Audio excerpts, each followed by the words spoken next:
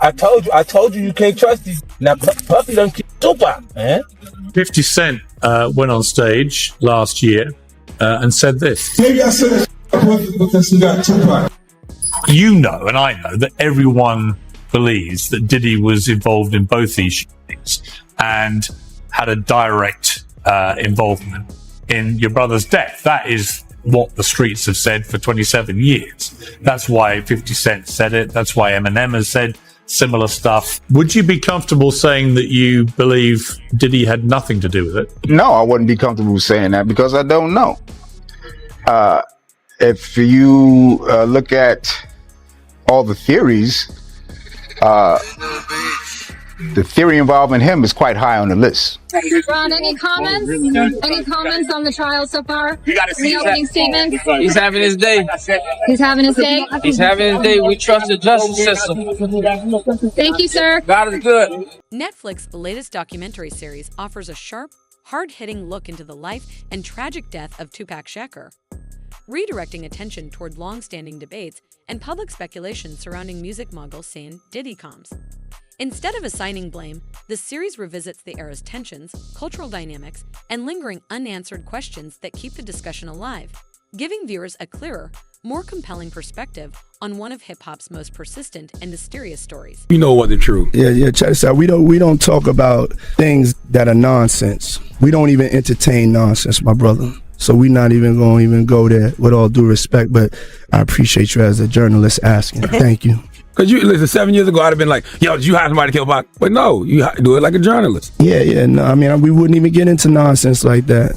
You know what I'm saying? It's nonsense. Which we never believed, by the way. Yeah. In Scene Combs, The Reckoning, filmmakers retrace Diddy's ascent to becoming one of hip-hop's most influential power figures, exploring the rise that shaped his legacy long before his current legal troubles. The series examines his historically tense relationship with Tupac Shakur, which Tupac's cousin, William Lassane, remembers as increasingly strained during the height of the East Coast-West Coast rivalry. Interviewees describe the intense pressure, competition, and shifting alliances surrounding both stars, emphasizing how the cultural divide fueled decades of rumors and speculation, including renewed discussions about the turmoil leading up to Tupac's 1996 death in Las Vegas. Heard from the former president of Bad Boy, Kirk Burroughs, who alleged during this time, Diddy had him hiring a whole bunch of people and getting cars to drive to Las Vegas. And he is now very curious into why Diddy wanted to do this. And he said, in his opinion, he now believes that Diddy was behind taking out. William didn't hold back, describing the tension between the two icons as intense and deeply rooted, suggesting Diddy may have felt threatened by Tupac's growing influence and independence. He urged viewers to reconsider the broader climate surrounding the 1994 New York shooting, stressing the era's chaos rather than placing direct blame, and questioning how much anyone truly understood as events unfolded. Music veteran Gene Deal has also addressed the competitive pressure between the artists, implying the rivalry weighed heavily on Diddy and added yet another layer to an already volatile moment in hip-hop history, shaping the narrative still debated today. Tupac blueprint and changed Biggs and Bad Boy in image. I get around, talked about how fly you was, how many girls you mess with, how many cars you drive, how much money you got, what you willing to do. He took his image. Pac was the first one on the scene wearing Versace shirts. He went and got the same Versace shirts Pac had. Which, all right, some dudes would do that. You would never catch me wearing something else, something that somebody else got. He was knocking down all the women that he thought Pac was knocking down. And what I mean is having sex with them. Why would you want to have sex with women you know for sure a dude that was once cool with you was dealing with? Alongside Williams' remarks, Tupac's brother Mopreme has expressed his belief that the circumstances surrounding Tupac's death still require deeper scrutiny. He urges that every angle be re-examined, including the broader environment and the individuals tied to that turbulent era, so the full truth can finally come to light. I'm saying that you want to see how serious the Vegas PD is going to take this case, because Keefe D is people that he name dropped that you want to see if they're going to investigate. Yeah, absolutely. That's why I'm curious to see how they plan to deal with the case, because he, in his own admissions, mentions other people. You know, are they going to say what happened to these people? Yes, Puffy being one of them. I don't know where that's going to lead, but I do believe there were accomplices, and I don't think all of them have been looked at. So, you know, because over the years, you know, it's a lot of years, you know, amongst the family, we talk, we want to figure it out too. We thinking certain things too. So, you know, we're waiting to see if we can trust this process. I feel like it's bigger because I haven't heard anything about that part of the story from the prosecutor's office. I haven't heard anything about Puffy from the prosecutor's office, even though Keefe D implicates him on these videos that they claim they're using to indict him. Even you got a Crip affiliate from somewhere, but you still not gonna talk about the guy that he mentions by name on the thing. Yeah, I mean, you know,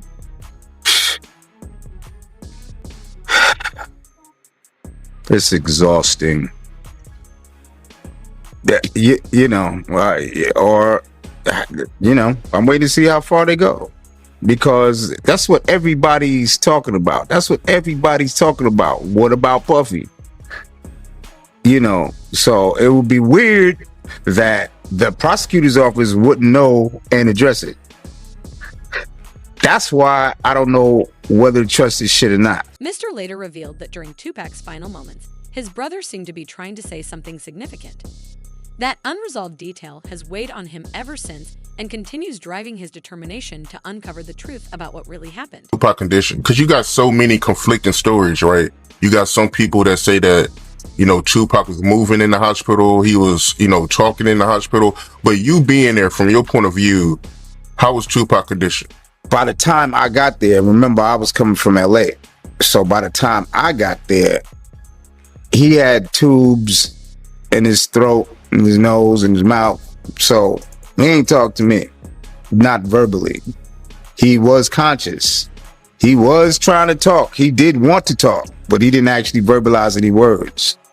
I always, you know, that's going to be one of the biggest mysteries in my life, because he was trying to tell me something. He was trying so hard.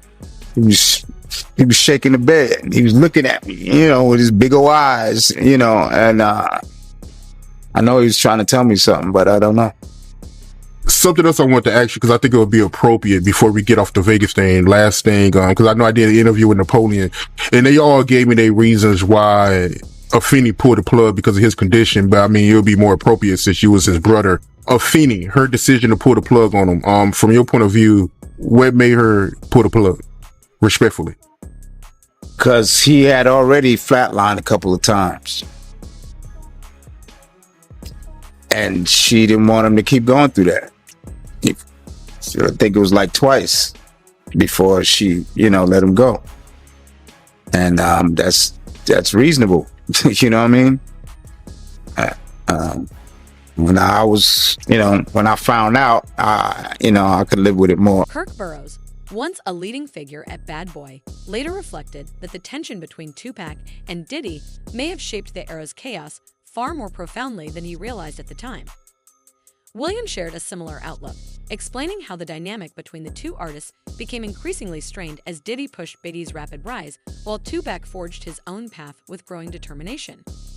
From William's perspective, Diddy had hoped for a deeper creative partnership with Tupac, but their ambitions were moving in different directions, creating a competitive atmosphere that only intensified the surrounding pressure. That same charged environment ultimately set the stage for Tupac's 1994 visit to Quad Studios, where he was suddenly ambushed and seriously injured, an incident that became one of hip-hop's most dissected turning points. Although Diddy, Biggie, and others were reportedly inside the building that night, authorities never connected them to the attack. Even so, Tupac's later comments, filled with doubt and emotional turmoil, continued to fuel decades of speculation and debate. Diddy repeatedly denied any involvement, insisting that neither he nor Biggie had anything to do with what happened at Quad Studios. Meanwhile, music veteran Gene Deal offered a different perspective, suggesting the incident reflected the high-stakes tension, rivalries, and unstable alliances that defined the era. The series uses these conflicting accounts to highlight the complex, often volatile relationships driving 1990s hip-hop, revealing how personal ambition, competition, fear, and loyalty collided. Together, these forces created one of the most scrutinized and emotionally charged chapters in music history, an era still analyzed, contested, and reinterpreted nearly 3 decades later. Tupac was going to get robbed at Quad Studios? Well, I don't think I'm not going to say he knew exactly he was going to get robbed, but he knew he was going to get dealt with. Because he was up there with Andre Harrell, and he was with Jimmy Henchman. And even though I think Pac may have owed Jimmy some money, or he was being disrespectful with Jimmy, and Jimmy ain't the type of dude that you was going to be disrespectful for, because he had some real wolves, and Jimmy was about it himself. You know what I mean? So now, in that essence, Puff is up there in the office with him. They know they about to deal with Pac. You know what I'm saying? I don't know the extent that Jimmy told him what they was going to do to Pac, or he's going to get dealt with or whatever like that. But I know Puff had a whiff of what was going on. In 2011, Dexter Isaac came forward claiming involvement in the 1994 Quad Studios shooting, alleging he acted on instructions from a music industry figure tied to the event. His claim added another layer to the long-standing mystery, yet it remains only one piece within the broader mix of testimonies, rumors, and speculation still surrounding the case. The continuing debate highlights how complex, disputed, and deeply contested this chapter of hip-hop history remains decades later. They know that he had another bracelet that was like a bicycle chain and with charms on it, right? Just couldn't say that, all right? He had the diamond chain on with the chain with diamonds in each length going through it, right? He had a big stone on the diamond ring and a smaller stone, one for $35,000 and the one for $20,000, all right? So even Stretch that did this shit, I took his bracelet too, and changed it and put his name, my man's name on it, and took off the name on it. So motherfuckers claiming that this even so hold on, homie. Claiming that he was Tupac's stepdaddy wrote me and wanted me to have my people meet him and give him back the chain and shit, talking about some redemption shit. You know, them niggas ain't had it, man. So hold on, hey Dex. So that day that happened, November 30th, 1994, it wasn't just Tupac and Freddie Nichols. Stretch was with them too? Stretch was with them too, yeah. Stretch set the whole shit up. He was in cahoots. He was giving us play-by-play where they was at. On their way there, he was in communication with Jimmy and shit. You know, Jimmy promised them two big eggs and shit. Wow, so he sold Pac out for a quarter brick, basically. Yeah, basically. Yeah. And Killboy too. Wow. Yeah. Jimmy Henchman firmly denied any involvement, insisting he had no connection to the Quad Studios incident. His denial adds yet another layer to the conflicting accounts, highlighting how much of this chapter in hip-hop history remains clouded by uncertainty, disagreement, and unanswered questions. There was a big frame picture, photograph on one of your walls, and it had Tupac on it wearing a Henchman Entertainment t-shirt. Now, a few years ago, there was a guy named Dexter Isaac that came forward who claimed that you were connected to the Tupac shooting. Do you have anything to say about that? No, 100%. I've never ducked from answering any Tupac questions, which I could understand if I don't know how Quad Studio morphed into, like I was in Vegas and was part of the shooters that actually ended in his demise. Now, let me say, me and Tupac were friends, and me and him were friends. I had nothing against Tupac. I liked him. He was younger than me. I'm sure that he looked up to me. There's many moments that me and Pac had that were very intimate, where he talked to me about things that he was afraid of, or things that he loved to do, and all of those kind of things. Here it is, you have a prosecutor, and you have a guy who's in jail for life. When they pulled Dexter down to interview him in regards to what he knew about me and Tupac and so on and so forth, I have no doubt at this point that Dexter probably was the guy or one of the assailants on Tupac. But Dexter's story just doesn't make sense.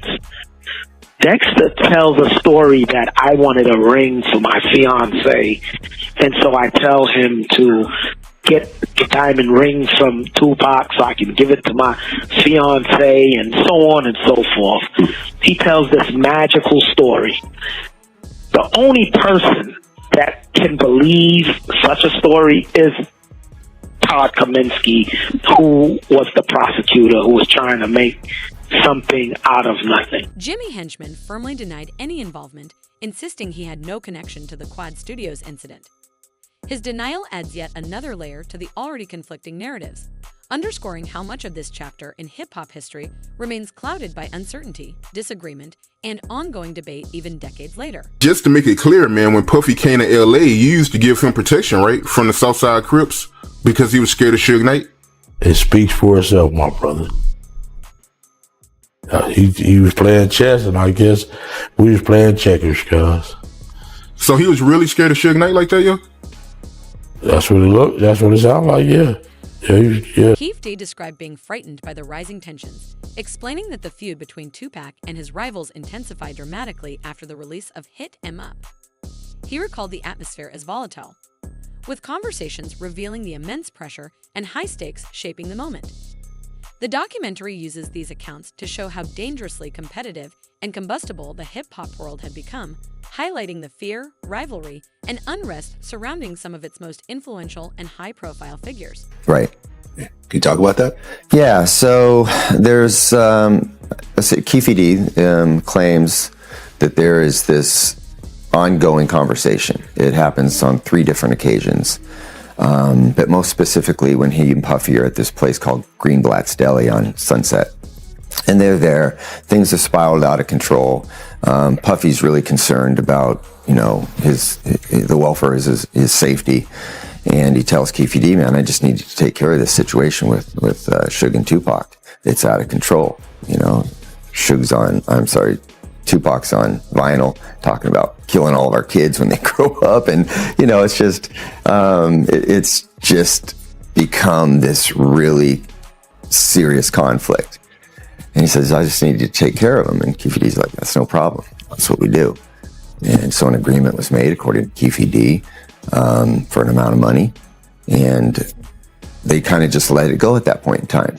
But of course, Keefe D knows in the back of his mind, this is what Puffy wants done. And they all end up out in Las Vegas. Suge's out there. Before you say that, there's a couple things I want to talk about for Vegas. So when you say that Keefe got offered an amount of money, according to him, was there a dollar amount? Yeah, so there was a dollar amount. But I think that, the nuances of this conversation are that, like, now I'll give you $1 million, whatever it takes. It's like exaggerated speech. But of course, when we interview Keefe D, he's like, yeah, that's what the agreement amount was, $1 million. So according to Keefe, he's claiming that Puffy offered him $1 million to kill Suge or Tupac? Both. Yeah, both their names came up. And according to Keefe D, he says, Tupac's put himself on the list by all the talking that he was doing. But it was really about Suge, because it was Suge's muscle that Puffy... Beyond the controversies tied to Tupac, Diddy has long been surrounded by speculation involving several major moments in hip-hop, reflecting the intense scrutiny that has followed him throughout his career.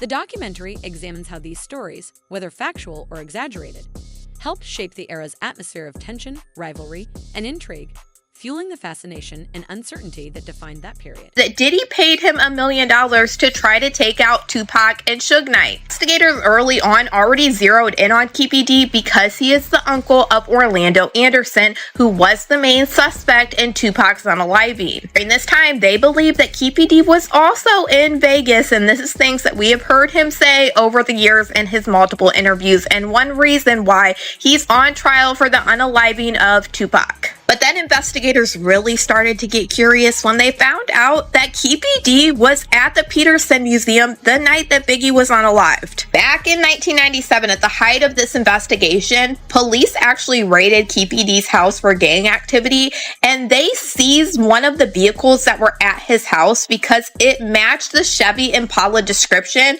of the person who drove away after Biggie was unalived. Keefy D was a shot caller for the Southside Crips and the uncle of Orlando Anderson. It was determined that Keefy D had been in Las Vegas along with his nephew Orlando the night Tupac was shot. Additionally, Keefy D's name had come up in the original Biggie investigation when it was discovered that he was at the party at the Peterson and he had access to a Chevy Impala. After Tupac was shot, there was rumors on the street that Bad Boy Records owed the Southside Crips $1 million. After seizing Keefy D's vehicle and raiding his house for gang activity, this is when investigators would first try to question Keefy D if he had any involvement in Biggie's unaliving. And at this point in time, he really didn't talk, and he told them that they were barking up the... Kirk Burroughs recalled the unusual circumstances surrounding the night Tupac was shot, noting how the group's separate travel plans to the Mike Tyson fight added an odd and uneasy tone to an already chaotic evening. The series also explores Keef D's recollections of what unfolded afterward, while emphasizing that Diddy has always denied involvement and was never viewed as a suspect by Las Vegas authorities. Beyond the events of that night, the documentary digs into the deeper tensions and rivalries shaping Tupac and Diddy's relationship, capturing the ambition, conflict, and scrutiny that kept hip-hop on edge and still fuels debate decades later. That's a similar story to what I heard from somebody that I know is not, I know she's not lying because she had no reason to lie. First, she told me she saw somebody doing something to him, and she walked in and she thought, he didn't, he never said nothing. He didn't even acknowledge her. So she's thinking she's under the radar. Next thing, she's hanging out in Miami. And, she comes back and says she don't know what happened and she woke up. And so, What did she say she saw? Someone giving him head. That's as far as I'll go. And then you could do the math. Were they famous? Did she say they were famous? Oh, no, they wasn't famous. They was an assistant working with her. Yeah. So. An assistant. I want to guess, but I'm not. She didn't tell me who no, it's not somebody that you would know. It was somebody that she came there. She worked doing photography and some type of media work where they shot ads and things like that. They were there to work and she walked in the wrong bathroom and caught the wrong thing. Oh, wow.